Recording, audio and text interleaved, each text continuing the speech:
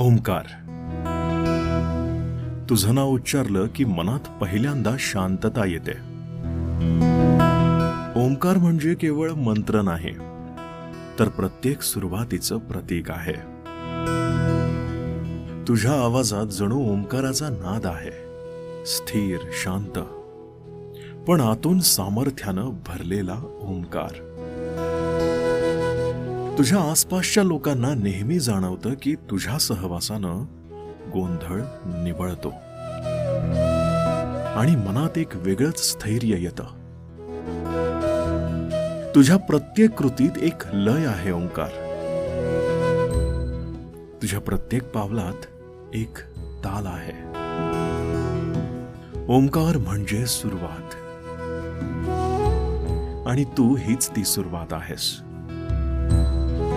स्वप्नांची, यशाची आणि नवीन ऊर्जेची. तुझं नाव घेतलं की जणू सकाळच्या शंखनादासारखी सकारात्मकता सर्वत्र पसरते.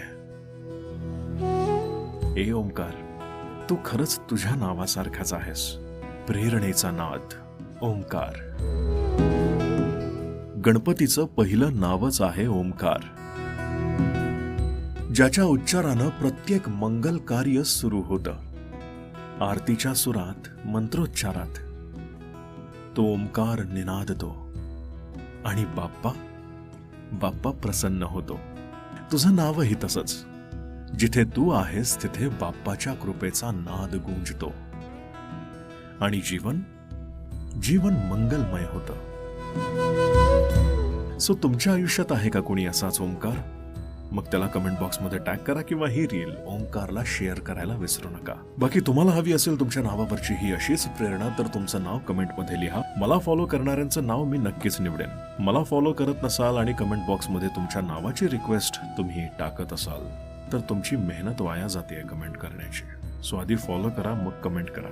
बाकी तुम्हाला हवी असेल तुमच्या नावावरची, तुमच्या कामाबद्दलची, तुमच्या कार्यप्रवासाची, जीवन प्रवासावरची, किंवा तुमचा बिझनेस असेल, तुमचा कुठला ब्रँड असेल, या सगळ्यांना जर माझ्या आवाजाची गरज तुम्हाला भासत असेल किंवा एखाद्या रीलच्या माध्यमातून, एखाद्या कस्टमाइज रीलच्या माध्यमातून तुम्हाला जगासमोर यायचं असेल माझ्या आवाजाच्या माध्यमातून, तर मला इनबॉक्समध्ये मेसेज करा. बिअर मिनिमम चार्जेस आहेत. इनबॉक्समध्ये मी सगळी माहिती तुम्हाला पुरवेन. बाकी तुमच्या आयुष्यातल्या ओंकारची काळजी घ्या आणि तुमच्या स्वतःचीही. भेटूया पुढच्या रीलमध्ये.